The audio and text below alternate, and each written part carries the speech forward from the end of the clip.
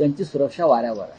राहुल साहेब, आणखी एक विषय होता की सध्या भाजपमध्ये अन्य पक्षातील मोठ्या प्रमाणावर इन्कमिंग होत आहे. मात्र जुन्या कार्यकर्त्यांकडे लक्ष द्या, नाहीतर जेवढ्या जोराने वाढलो तेवढ्याच जोराने खाली आल्याशिवाय राहणार नाही, असं स्वतः भाजपचे केंद्रीय नेते नितीन गडकरी म्हणतात. नितीन गडकरींनी आपल्या पक्षातल्याच नेत्यांचे कान टोचल्याचं म्हटलं जातं. नितीन गडकरी हे कायम कान टोचण्याच्या भूमिकेत असतात. नितीन गडकरींची जर गेल्या काही काळातली वक्तव्य भाषणं ऐकली तर त्यांनी कानच टोचण्याचा कार्यक्रम हाती घेतलेला उपक्रम.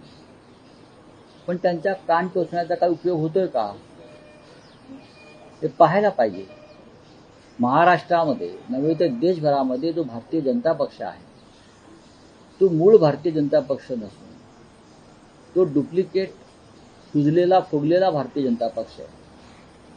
भारतीय जनता पक्षातले आजचे आमदार 60% आमदार हे बाहेरून आलेले आहेत. 60-65%. भारतीय जनता पक्षातले जे प्रमुख पदाधिकारी आहेत जे स्वतःला नेते म्हणून मिरवतात हे कधी काळी भारतीय जनता पक्षाच्या विरोधात काम करणारे लोक होते. त्यांना भारतीय जनता पक्षाची विचारधारा काय माहिती आहे. जे कालपर्यंत हाफ चड्डीवर संघाच्या घाणेरड्या शब्दात टीका करत होते, आज ते संघाच्या चड्ड्या घालून संचलनात सामील होताना जेव्हा पाहतो तेव्हा लोक हसतात, लोकांना गंमत वाटते, लोक त्याचा मजा घेतात.